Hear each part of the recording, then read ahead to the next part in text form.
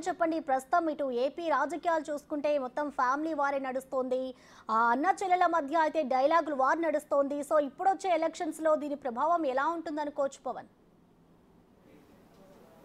ఖచ్చితంగా అటు కడప పార్లమెంటు స్థానం పైన ఇది కొంత ప్రభావం చూపించే అవకాశం ఉంది. అటు మొత్తం రాష్ట్ర రాజకీయాల్లో కొంత ఆసక్తి రేపుతున్న పరిణామాలు కూడా కడప పార్లమెంటు వేదికగా చోటు చేసుకుంటూ ఉన్నాయి. ఇటీవల అటు జగన్మోహన్ రెడ్డి తీవ్ర స్థాయిలో విరుచుకుపడ్డారు. సొంత చెల్లెలు షర్మిల అట్లనే సునీత ఇద్దరిపైన తీవ్రమైన వ్యాఖ్యలు చేశారు. హత్యకు పాల్పడిన వ్యక్తులకు మద్దతుగా మాట్లాడుతున్నారు.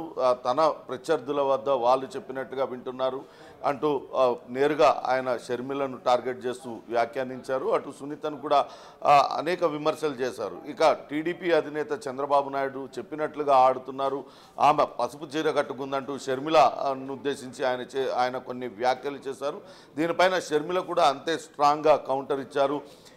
పసుపు గతంలో అటు సాక్షి ఛానల్లో కూడా పసుపు రంగు కనిపించేది, పసుపు అనేది ఏమి ఎవరు వాడకూడదని చెప్పలేదు, పసుపు మంగళకరమని అప్పట్లో వైఎస్ కూడా చెప్పారు. అయినా వేల మంది ఉన్న సభలో చెల్లెళ్ళు ధరించే దుస్తుల గురించి మాట్లాడటం ఎంతవరకు సంస్కారం అంటూ అటు షర్మిల ఘాటుగా కౌంటర్ ఇచ్చారు. ఇక జగన్మోహన్ రెడ్డి మాత్రం తానే అసలైన వైఎస్ వారసుడిని, అటు ప్రత్యర్థి పార్టీల ఉచ్చులో పడి వాళ్ళు చెప్పినట్లుగా ఆడుతున్న వాళ్ళు వారసులా తాను వారసుడినా తేల్చాలంటూ ప్రజలకు పిలుపునిచ్చారు. మరొక షర్మిల కూడా అంతే స్థాయిలో జగన్మోహన్ రెడ్డి విమర్శలకు కౌంటర్ ఇస్తూ ఉంది.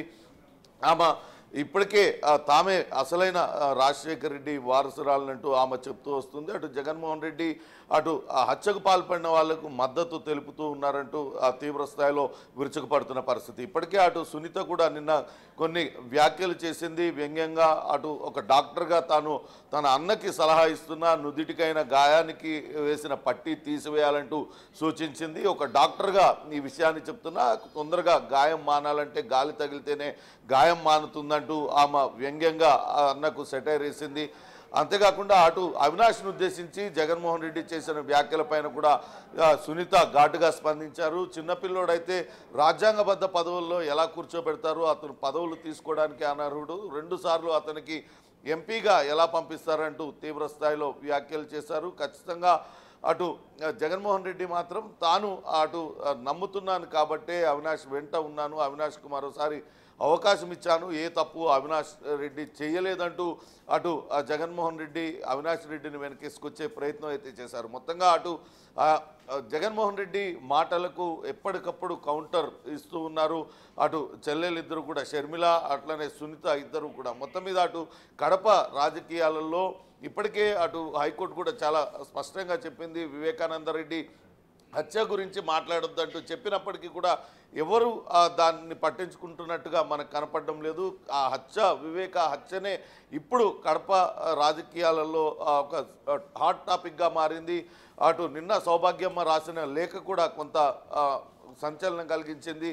2009లో అటు రాజశేఖర రెడ్డి దుర్మరణం పాలైనప్పుడు నువ్వు ఎంత క్షోభ అనుభవించావో 2019లో నీ చెల్లి అంతే బాధ అనుభవించింది. కానీ నువ్వు హంతకులకు మద్దతు తెలపడం మరింత బాధ కలిగిస్తుంది.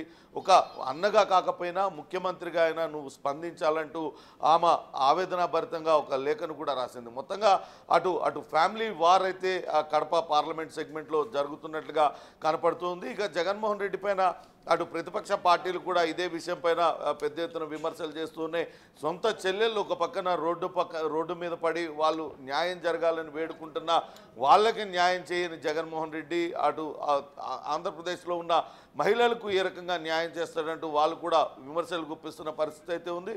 మొత్తంగా అన్నా చెల్లెళ్ళ మధ్య వార్ ఇటు డైలాగ్ వార్ హాట్ టాపిక్గా మారింది. చూడాలి ఇంకా ఇది ఎన్ని మలుపులు తిరుగుతుంది, ఎక్కడ ఆగుతుంది అనేది మాత్రం వేచి చూడాలి. Prasanna. Right, thank you Pawan.